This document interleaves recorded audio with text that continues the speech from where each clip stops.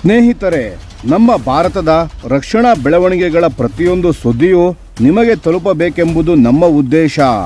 ನಿಮ್ಮ ಒಂದು ಸಬ್ಸ್ಕ್ರೈಬ್ ನಮಗೆ ದೊಡ್ಡ ಪ್ರೋತ್ಸಾಹ.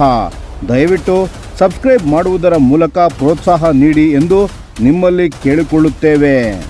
ನಮಸ್ಕಾರ ಗೆಳೆಯರೇ, ದೇಶ ಪ್ರೇಮಿಗಳೇ, ನಮ್ಮ ಕನ್ನಡ ಡಿಫೆನ್ಸ್ ನ್ಯೂಸ್ ಯೂಟ್ಯೂಬ್ ಚಾನಲ್ಗೆ ಸ್ವಾಗತ ನಿಮಗೆ.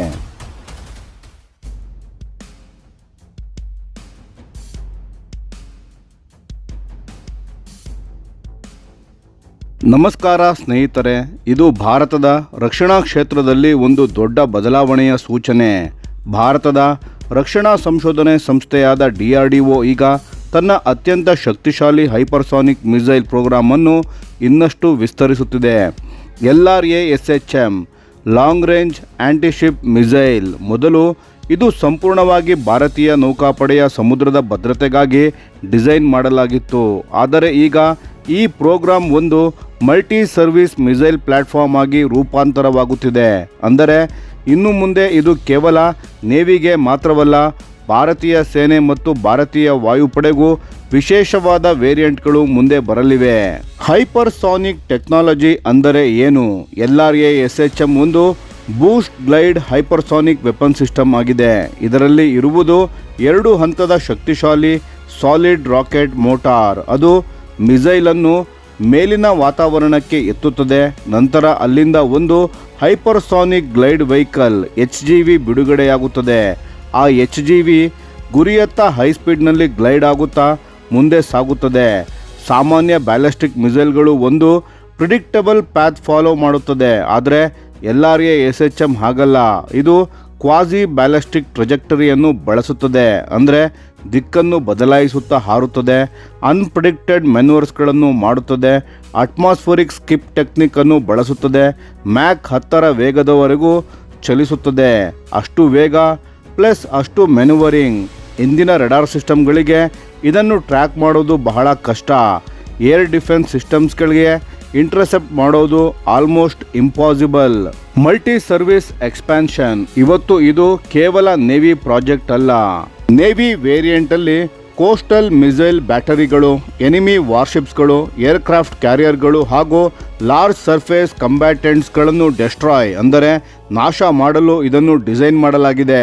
ಹಾಗೂ ಇಂಡಿಯನ್ ಆರ್ಮಿ ಭಾರತೀಯ ಸೇನೆಯ ವೇರಿಯಂಟ್ನಲ್ಲಿ surface to surface hypersonic version ಆಗಿದೆ.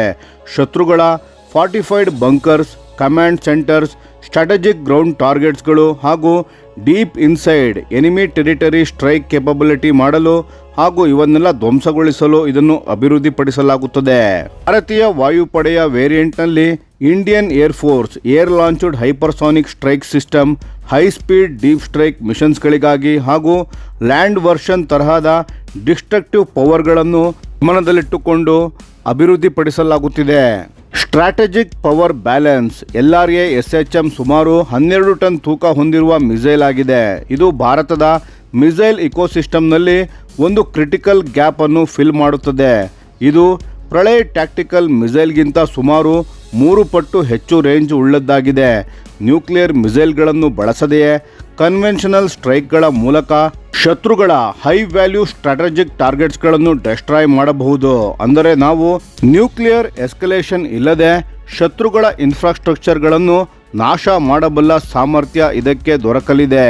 Operational impact. Sea warfare. Aircraft ಕ್ಯಾರಿಯರ್ಸ್ಗಳ ಮೇಲೆ ಲೇಯರ್ಡ್ ಡಿಫೆನ್ಸ್ ಸಿಸ್ಟಮ್ ಇರುತ್ತವೆ. ಆದರೆ LRASHM ಅವನ್ನು ಓವರ್ವೆಲ್ಮ್ ಮಾಡೋಕೆ ಡಿಸೈನ್ ಮಾಡಲಾಗಿದೆ. ಮಲ್ಟಿ ಲೇಯರ್ ಇಂಟರ್ಸೆಪ್ಟರ್ಸ್ಗಳು ಕೂಡ ಫೇಲ್ ಆಗುವ ಮಟ್ಟದ ಸ್ಪೀಡ್ ಮತ್ತು ಮೆನೋರಬಿಲಿಟಿ ಇದರಲ್ಲಿದೆ. Land warfare. Hardened bunkers, underground command centres, strategic infrastructure ಹಾಗೂ ಡೀಪ್ ಟೆರಿಟರಿ ಟಾರ್ಗೆಟ್ಸ್ಗಳು ಎಲ್ಲವನ್ನೂ ಪ್ರಿಸಿಷನ್ ಸ್ಟ್ರೈಕ್ ಮಾಡೋ ಶಕ್ತಿ ಇದಕ್ಕೆ ಇದೆ. DRDOದ ವಿಷನ್. DRDO ಈಗ ಫ್ಯಾಮಿಲಿ ಆಫ್ ಮಿಸೈಲ್ಸ್ಗಳ ಕಾನ್ಸೆಪ್ಟ್ ಮೇಲೆ ಕೆಲಸ ಮಾಡ್ತಿದೆ. ಒಂದೇ ಟೆಕ್ನಾಲಜಿ ಬೇಸ್ನಲ್ಲಿ ನೇವಿ, ಆರ್ಮಿ, ಏರ್ ಫೋರ್ಸ್ ಎಲ್ಲ ಸರ್ವಿಸ್ಗಳಿಗೂ ವೇರಿಯಂಟ್ಸ್ಗಳನ್ನು ಡೆವಲಪ್ ಮಾಡೋ ಮಾಡೆಲನ್ನು ಅಭಿವೃದ್ಧಿಪಡಿಸುತ್ತಿದೆ. ಇದರಿಂದ cost efficiency, faster development, common technology platform, better logistics ಹಾಗೂ ಸ್ಟ್ರಾಂಗ್ ಇಂಟಿಗ್ರೇಷನ್ ದೊರಕಲಿದೆ.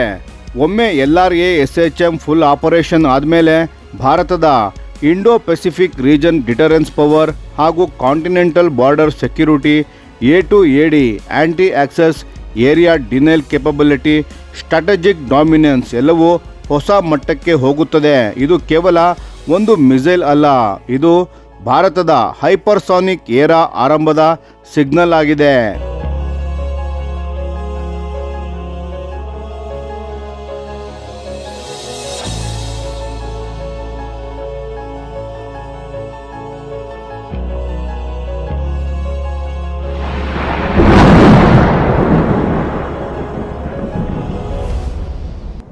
ಈ ವಿಡಿಯೋ ನಿಮಗೆ ಇಷ್ಟವಾಗಿದ್ದರೆ ಲೈಕ್ ಮಾಡಿ ಮತ್ತು ನಮ್ಮ ಚಾನೆಲನ್ನು ಸಬ್ಸ್ಕ್ರೈಬ್ ಮಾಡಿ ಹಾಗೂ ಬೆಲ್ ಐಕಾನ್ ಒತ್ತಿ. ಯಾವ ಅಪ್ಡೇಟ್ಗೂ ಮಿಸ್ ಆಗಬೇಡಿ. ಡಿಫೆನ್ಸ್ ಸುದ್ದಿಗಳನ್ನು ತ್ವರಿತವಾಗಿ ಪಡೆಯಿರಿ. ನಿಮ್ಮ ಬೆಂಬಲವೇ ನಮ್ಮ ಶಕ್ತಿ. ಭಾರತ ಬಲಿಷ್ಠವಾಗಲಿ ಎಂದು ಆಶಿಸುತ್ತಾ ಭಾರತ ಮಾತೆಗೆ ಜೈ. ಧನ್ಯವಾದಗಳು.